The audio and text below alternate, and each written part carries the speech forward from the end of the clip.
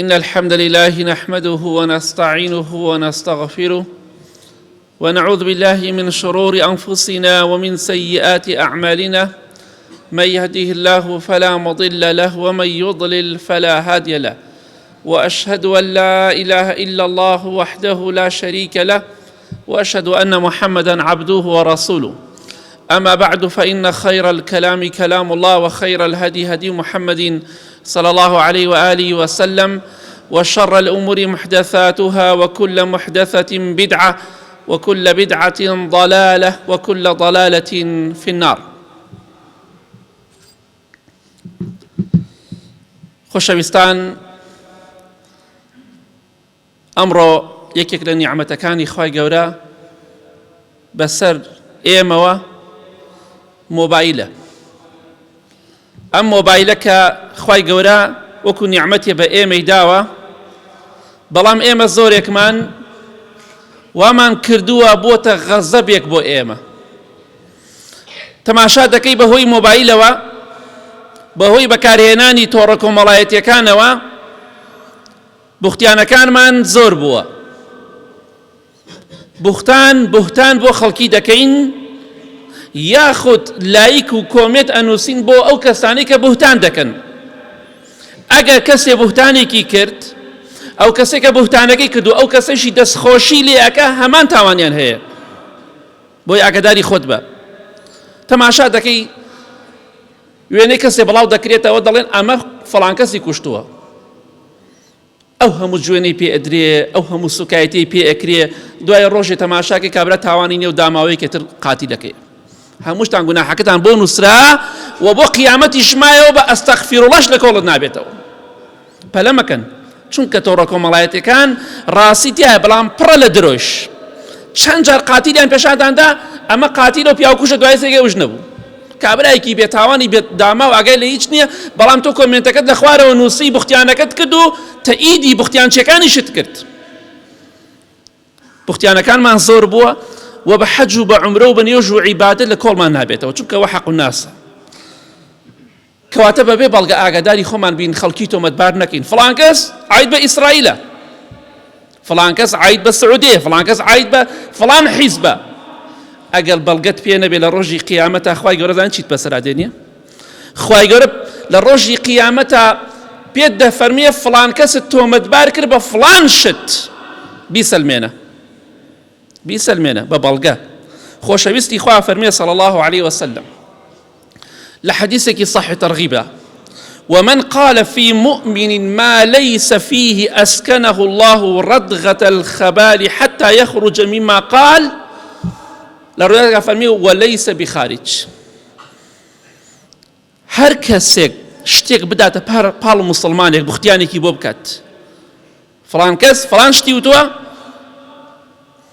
و نەشی وتووە، فڵان شتی کردووە نەی کردووە، خوای گەورە لە ڕۆژی قیامەتە وەکو تۆڵەیەک، تەنها ئەگەر یەک بوختانت کردبێ، یەک بوختان لایکت کردبێ بۆ بوختانێک، دەستخۆشی لە بوختیان چییە کردبێ، لە ڕۆژی قیامەتە پێغەمبەری خوا فەرمیە صلی الله عليه وسلم مادەم ئەو بوختیانت کردووە، خوای گەورە لە ناو کێم و زوخە و جەراحەتی ئەهلی دۆزەخە حەبست دەکا و جێگیرت دەکا.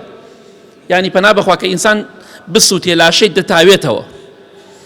ئەو تاوانەوەی کە سوتاوە تاواوەتەوە کێم و جەراحەت و پیسیە، خوای گەورە لەو شوێنە سابت دەکا و جێگیر دەکا حتا بەڵگەیەک دەهێنی بە بوختیانەکەی خۆت. بەڵگەت پێ نییە. پێغەمبەری خوا فەرمیێ ساسەم ناتوانێ ڕزگار بێت، چونکە بەڵگەت پێ نییە، بوختیانت کردووە. کەواتە ئاگاداری خۆت بە ئەمە نەتکاتە ئەو کەسانی کە خۆراکی جەهەنەمیان کێم و زوخاوی خەڵکیە. بوختیان بە خەڵکی مەکە. خەڵکیش بوختیانی کرد، لایک سەچەنا کەسەی هەزارا کەسەی مردووە لایک و کۆمنتەکانی ماوە کە بوختیانی کردو. ئەزانن موجودە لە تۆڕە کۆمەڵایەتیەکانە، لاو قەبرەکە قوڕ کراوەتە سەریە. کەواتە ئاگاداری خۆتان بن، بوختیان کرا بۆ کەسێک پەلە مەکەن، حەقتان نەبێ بەسەریەوە. ئەو بۆ قەبری خۆی، تۆش بە قەبری خۆت. کەواتە ئاگادار بن، بوختان بۆ خەڵکی مەکەن. بوختانیش کرا، ئێوە تەئیدیان مەکەن، چونکە سوێن بەخوا وەکو تاوانباری تۆش. بەهۆی تۆڕە کۆمەڵایەتیەکان و مۆبایلەوە بەداخەوە چی زۆر بووە؟ فەزەحکردنی خەڵک، حیابردنی خەڵک، ناشرینکردنی خەڵک. بەڵام ئەوەی کە سەترکردنە، داپۆشینی عیب و عاری خەڵکە کەم بۆتەوە. پێمان خۆشە عیب و عارەکانمان بشارێتەوە، بەڵام هی خەڵک ناشارینەوە. پێمان خۆشە فەزەح نەکرین، حیا نەبرین، ئابڕوو نەبرین، بەڵام خۆمان ئابڕووی خەڵکە بین، یاخود تەئیدی ئەو کەسەکەین ئابڕووی فڵان کەسی برد. ئەلحەمدوللا فڵان کەس حەیە چوو، دڵنیا بە ڕۆژێکیش دێ خەڵک ئاو بۆ تۆ کاڵێ ئەلحەمدوللا.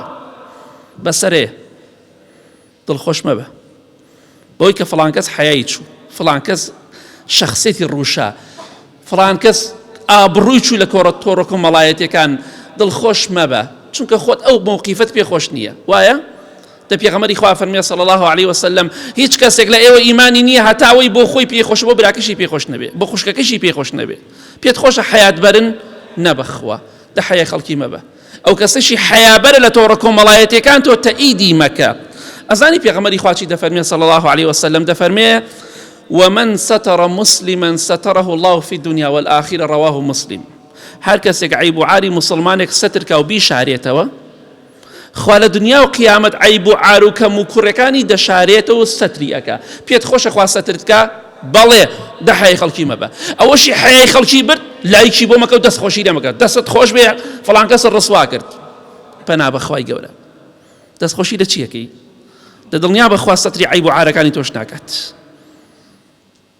با لە خوا بترسین، خەڵکی فەزح کرا پێمان خۆش نەبێت، چونکە با ڕقیشمان لێ بێت، چونکە کابرا فەزح کرا با دڵمان خۆش نەبێت، چونکە بەخوا ئەویش حەزەکە شعوری هەیە، بێتاقەتە بێ، خەمبارە بێ. با پێمان خۆش بێ خەڵکی سەتر بکە. ئیسلام فێرمانی کرۆ سەتری عیب و عارەکان بکەین، نەک حەیای خەڵکی بەرین. بەڵام بەهۆی ئەمەوە قیامەتی خۆمان ڕەش کردووە، چۆن مۆبایلەکەش ڕەشە خۆمان ئاوە قیامەتی خۆشمان ڕەش کردووە. تەماشا دەکەی بەهۆی ئەوەی کە ئەو مۆبایلەکە نیعمەتێکە بە خراپ بەکاری دەهێنین، وەما لێ هاتووە زۆر چی دەکەین؟ تانەوتە شەر، تەعن لە شەرەف و ناموسی خەڵکی دەدەین. ئیتر خۆمان یا ئەو کەسانی کە شەرەف و ناموسی خەڵکی لەکەدارەکەن ئێمە تەئیدەکەین بە نامە، بە کۆمێنت، بە دەستخۆشی، بە لایک بەشدار دەبین تایە. پێغەمبەری خوا صلی الله علیه وسلم دەفەرمێ لە حەدیثێکی صحیح جامع صغیرە، دەفەرمێ ئەربە الربا شتم الأعراض. گەورەترین بەشی ڕیبا ئەو ڕیبایی کە من و تۆ خۆمانی لێ دەپارێزین، کە نایخۆین دەڵێن ئەم پارێ ڕیبا ئەچێتە سەری خۆمانی لێ دەپارێزین. لەوەش گەورەتر لەو ڕیبای کە لە بانقەکان لە شوێنێک ڕای ئەکێشی، لەوە گەورەتر ئەزانی چییە؟ شتم الأعراض. أربى الربا واتە أكبر الربا. گەورەترین ڕیبا ئەوەی پێغەمبەری خوا فەرمێ صلی الله علیه وسلم شەرەف و ناموسی خەڵکی لەکەدار بکەی، جۆن بە شەرەفی خەڵکەدا، بە دایکی خەڵک، بە خوشکی خەڵک، بە خێزانی خەڵک، بە خوشکی خەڵک، بە کچی خەڵک. ئەمە بە گەورەترین بەشی ڕیبایە، کەواتە تۆ لە قیامەتە ڕیبا خۆر حسابت بۆ کرێ. گەورەترین بەشی ڕیبات ئەنجام داوە. ئەزانی پێغەمبەری خوا چی دەفەرمێ صلی الله علیه وسلم؟ ئەفەرمێ بچووکترین بەشی ڕیبا، ڕیبا حەفتا و ئەوەندە بەشە، جوان گوێ بگرن، حەفتا و ئەوەندە بەشە. بچووکترین بەشی ڕیبا تاوانەکەی وەکو تاوانی ئەوە وایە دایکت مارەکەی و لەگەڵیا جوودبی، دایکی خۆت. چەند قێزەونە ئینسانێک دایکی خۆی مارە بکە، پەنا بەخوای گەورە بچێتە لای دایکی خۆی. ئەمە بچووکترین بەشی ڕیبایە. بەڵام گەورەترین بەشی ڕیبا ئەوەیە کە ئینسان گوێن بە شەرەف و ناموسی خەڵکی بدا و لەکەداری بکات. کەواتە ئەو گوێنەی کە بە شەرەف و ناموسی دایک و خوشک و ژن و کچی خەڵکی ئەدەی، سوێن بەخوا تاوانەکەی لەوە گەورەتر دایکت مارە بکەی. چی ئامادە دایکی مارەکە، پەنا بەخوای گەورە؟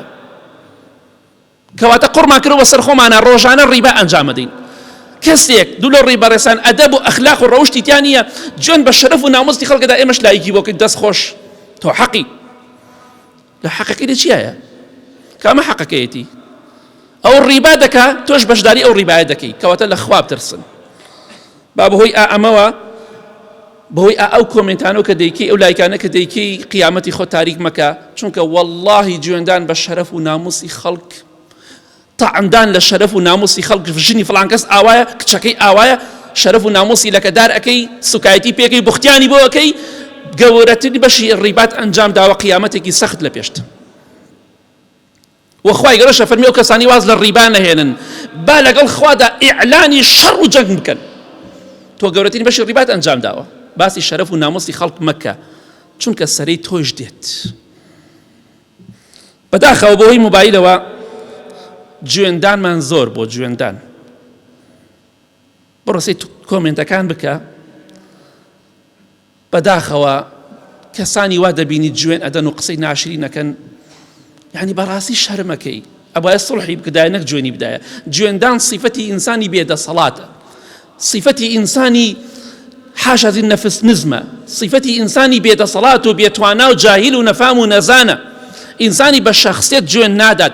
کابرا هەرچەنە شەخصیەتی لای تۆ بێت خوا جوێنێکی دا شەخصیەتی لای تۆ مێنێ ئەڵێم زەرامەوە جوێنەدا، ئەم ئافرەتە بۆ جوێنەدا سێکی سبحان الله شەخصیەتی لای تۆ دێتە خوارەوە، دڵنیا بە شەخصیەتی تۆش دێتە خوارەوە و هاڕەکە کاتێکە جوێن بە خەڵکی ئەدەی یا کەسانێک جوێن ئەدەن لە تۆڕە کۆمەڵایەتەکان تۆش بەشداری دەکەی، دەستخۆشی لێکی.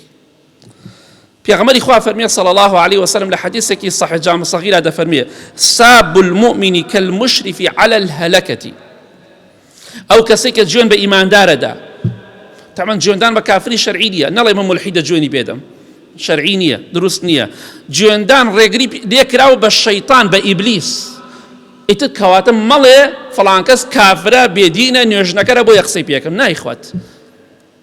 بێدینە بەدڕەوشتە لەش فڕۆشە هەر شتێکە نابێت جوێنی پێ بدەی. جوێندان شەرعی نییە بە هیچ کەسێک، ئاگاداری خۆتان بن. ئەو ئافرەتە ئەخلاقی نێ وەڵام من جوێنی پێدەم، وەڵڵا گونەحباری تاوانباری قەرزاری بووی بۆ قیامەت، جوێنی پێ مەدە دوعای خێری بۆ بکە یا هەر بێدەنگ بە دەمی خۆت بکرە. خۆشەویستان ئەبێ ئاگاداری خۆمان بین. پێغەمبەری خوا فەرمیێ صلی الله عليه وسلم ئەو کەسەی جوێن بە خەڵکی ئەدات وەکو کەسێک وایە لە لێواری هیلاکە تابێت، یعنی بچۆ لێواری شاخێکی بەرز لە نوکەکە یا بە خەریکەکەویتە خوارەوە چۆنە ئەو ئینسانێکی کە جوێن بە خەڵکی ئەدا وەکو ئەوە لە لێواری شاخێکی بەرزا بێ و لە کەوتنە خوارەوەدا بێ، یعنی کەواتە تۆ لە کەوتنای بۆ جەهەنم. سباب المسلم فسوق. خۆشەویستی خوا فەرمیێ صلی الله عليه وسلم جوێندان بە مسلمان فاسقیە، کەواتە ئەو کەسەی جوێنەدا فاسقە. جوێن بە هەر کەسێک بدەیت، کافر مسلمان بێدین دیندار بە ڕەوشت پەنا بەخوا لەش فڕۆش هەر شتێکە شەرعینی ئاگاداری خۆتان قیامەتی خۆتان تاریک مەکەن وەکو ئەم ڕەشە مۆبایلە، قیامەتی خۆتان تاریک مەکەن. خۆشەویستی خوا فەرمیێ صلی الله عليه وسلم حدیث صحیح بخاری مسلمدا ئەفەرمیێ ولعن المؤمن كقتله. ئەو کەسەی بە کەسێک بڵێ بە لەعنەت بی وەکو وایە بیکوژێت، فیشەکی بێ و نێ بیکوژێت. بۆیە ئاگادار بن هەنێک کەس بەداخەوە لەعنەتی خوا لە فڵان کەس بێ، لەعنەتی خوا لە فڵان کەس بێ، وریابن ئەمە صیفەتی ئینسانی ئیماندار نییە. لعنەتکردن لە کەسێک ئەگەر بە کەسێکە دووت بەر لعنەتی خواکەوی نەفرەتی خوات لێبی وەکو وای بیکوژی. بە تایبەتی بە تەمەنەکان پێیان دەڵێم جوێن بە خێزانەکانتان مەدەن، چونکە زۆر جا گوێمان لە بە تەمەنەکان بووە بە ژنەکەی خۆت بەر لعنەتی خواکەوی، لعنەتی خوات لێبێ دڵنیا بە وەکو وای بیکوژی فیشەکێ بنێ بەسەریەوە، قەتڵ ئەو حساب قەتڵی بۆ ئەکرێ کە قەتلیه، واتە تاوانەکەی تاوانی قەتڵە کاتێکە بە خەڵکی بڵێ نەفرەتی خوات لێبێت، بە تایبەت ناوی بهێنی فڵان کەس. کەواتە ئاگاداری خۆتان بین، زۆر زۆر ئاگاداری خۆتان بن، ئەم مۆبایلە قیامەتتان تاریک نەکات. یا ڕەبی خوا لە گوناهەکانمان خۆش بی، لە گوناهی دایک و باوک و مردەکانمان خۆش بی.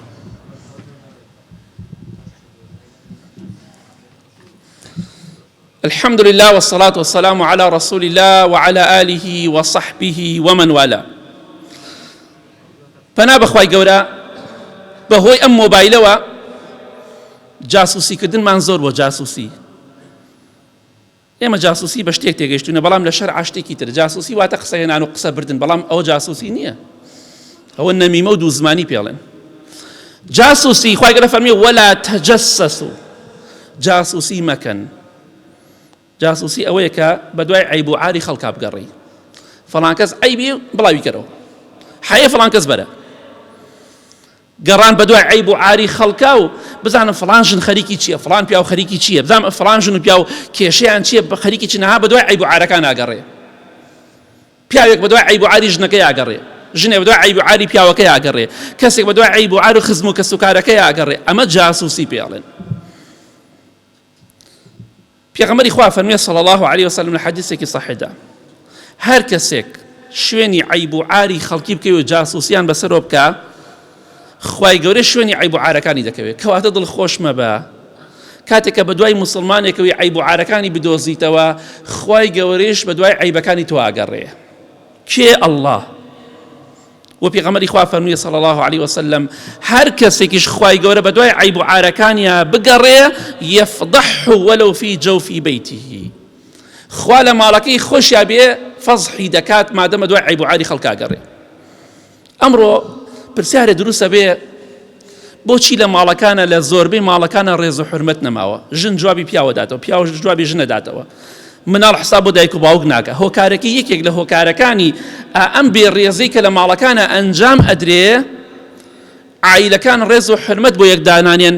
ژنێ قسەی بکە پیاوەکەی جوابێت، پیاوە قسەی بکە ژنەکە جوابی ئەداتەوە بە شێوەیە خراپتر. یەکێ لە هۆکارەکانی ئەوەی بە دوای عیبی خەڵک ئاگەڕین. چونکە پێغەمبەری خوا فەرمووی صلی الله علیه وسلم ئەگە بە دوای عیبی خەڵکا بگەڕی، خوا بە دوای عیبەکان تا ئەگەڕێ و حەیایشت ئەبات ئەگەر لە ماڵەکەی خۆشتا بێت. کەواتە ئاگاداری خۆت. ئەمە جاسووسیە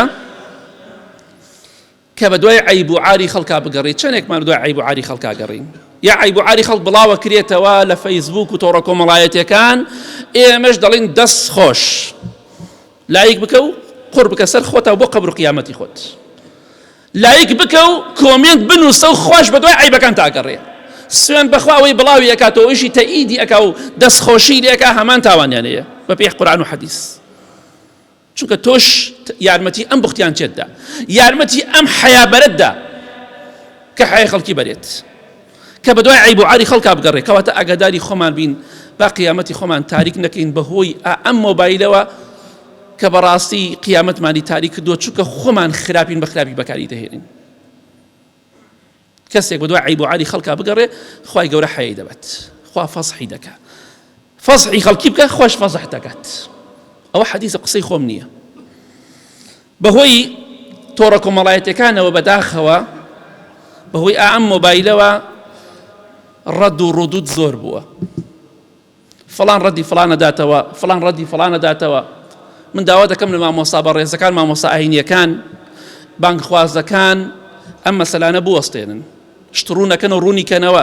پێغەمبەری خوا صلی الله علیه وسلم کاتێک کە نەسیحەتی کەسێکی دەکرد، نەی دەفەرموو فڵان کەس بۆ وا ناکەی، بۆ وا دەکەی، ئەی فەرموو هەر قەومێک هەر کەسێک وا بکە، خوا ئاوای بەسەرا دێنێ، ناوی کابرای نەبرد، کابرایشی نەدەشکانەوە.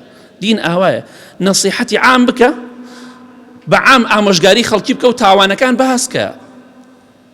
کاتێک کە کەسێک زینایەک دەکات، خۆ یەک نەفەر زینا ناکە، خۆ یەک نەفەر خەڵک ناکوژێ بۆ تایبەتێکی بە فڵان کەسەوە. عام باسیکە. کەسێک قورئان دەسووتێنێ، خۆ نەفەرێک نییە و دوان نییە، و تەنیا کەسێک نێ دژایەتیم دینە بکە. کەواتە پێغەمبەری خوا صلی الله علیه وسلم کە ئامۆژگاری خەڵکی دەکرد، عام قسەی دەکرد. بۆیە داوا دەکەم لەو مامۆستا بەڕێزانش دین لە بەرچاوی خەڵکی جوانکن، واز لە ڕەد و ڕودود بێنن، چونکە کۆتایی پێ نایە. هەندێک کەسەی دوو لە ڕێبەڕێزان ئەوە نەدەمەوەرە، هەر چەندێک قسەی لەگەڵا بکە، هەر خەریک ڕەد و ڕودە، هیوایەتی ئەوەیە. ئەزانی بۆچی وازی لێبێنن؟ پێغەمبەری خوا فەرمووی صلی الله علیه وسلم لە حەدیثێکی صحیح ئەبوو داوودە، أفرمي أنا زعيم ببيت في ربض الجنة لمن ترك المراء وإن كان محقا. من زماني قصرك وكوشك وتلاريك دكم لبهشتا. خوشويستي خواه فرمي صلى الله عليه وسلم. بوكي بەڵام لەکوێی بەهەشتا؟ تەشبیهانە لە لێواری بەهەشت، واتە شوێنە دەرەوەی بەهەشت، واتە لێوارەکانی، شوێنە خۆشەکانی لێواری بەهەشت. هەمان خانوو لە دەرەوەی شار بێ لە لێوار بێ خۆشترە، پێشە چۆڵە. من کەفیری قەسر و کۆشک و تەلارێک دەکەم بۆ ئەو کەسەی واز لە مناقەشە بێنێ، واز لە ڕەد و ڕودود بێنێ، ئەگەر لەسەر حەقیش بێ، ئەگەر حەقیشی مناقەشە مەکەم.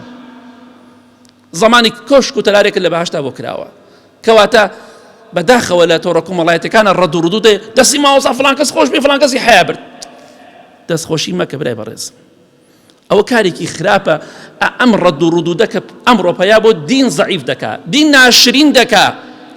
یعنی هەندێک جار شەرمەکەم هەندێک شتە بینم کە بەخۆم بڵێ مامۆسای ئاینی بۆ وا دەکەین ئێمە با بە خۆماندا بچینەوە با دینە بە چاوی خەڵکی جوانکەین ئیشی ئێمەوە نییە گەردنی فڵان کەس ئازانە بێ فڵان کەس ئاوای گەری قبوڵ ناکەم نە لێبوردە بە شتێکیش لە دڵتای پێویست ناکات تۆ ڕۆکۆمەڵایەتەکان بەڵاوی بکەیتەوە کەسێکیش ڕەتی دایتەوە هەواڵەی خوایکە جوابی مەدەرەوە چەند ئاجار بەخوا خەڵ بوختیانی بۆم کردووە بەخوا هەڵم گرتەوە بە قیامەت بیشیە بۆلام گەردنی ئازاکەم ناچم ڕەدی بدەمەوە ئەتوانم زمانەوەیە وەکو ئەو بەڵام منیش نخۆم ناخەمە ئاستی ئەوەوە تۆش بە هەمان شێوە بێ وا بکەی هەر کەسێک قسێک ڕەدی دەیتێ ناکرێ هەندێک جات پێویستە بەڵام هەموو کاتێک نا ئەم ڕەد و ڕوودە بەڕاستی شتێکی خراپە ئاخر خاڵکە دەمەی باسی کەم وای لێ هاتووە ئەمڕۆ بەهۆی تۆڕە کۆمەڵایەتیەکان و مۆبایلەوە تۆمەت و ئەو شتانە زۆر ئەدرێ بە پاڵ خەڵکی تۆمەتبار دەکرێ خەڵکی ناشرین دەکرێ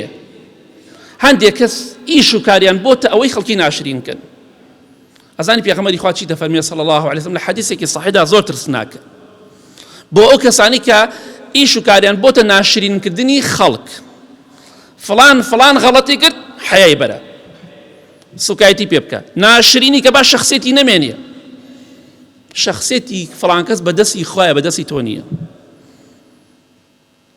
پێغەمبەری خوا صلی الله عليه وسلم هەوڵیاندا ناشرینی کردن بەڵام کێ ناشرین بوو خۆیان ناشرین بوون ئیمامی بوخاری چەند کەسانێکی حەسوود هەوڵیاندا ناشرینی کردن شەخسێتی بشکێنن بەڵام ناوی ئەوان کۆتایی پێهات ئیمام بوخاری بەرز بووە بۆیە خوای گەورە معیز و مذلە رافع و خافضە خەڵکی بەعیزەت دەکا خەڵکی زەلیل دەکا خەڵکی بەرز دەکاتەوە خەڵکی نزم دەکاتەوە ئەوە خوایە ئەڵڵایە نەک تۆ ئاگاداری ئەو خاڵە بە دڵخۆش مەبە خۆشەویستی خوا فەرمووی صلی الله عليه وسلم ومن رمى مسلما بشيء يريد شينه به حبسه الله على جسر جهنم حتى يخرج مما قال زۆر ترسناک هەر کەسێک شتێک بداتە پاڵ مسلمانێک عیبێک عارێک تاوانێک شتێک بداتە پاڵی مسلمانێک بۆ ئەوەی ناشرینی بکات عیبداریکە مەبەستەکەی ئەوەیە فڵان کەس با ئەم شتەی بڵاوکەم و حەیە بچی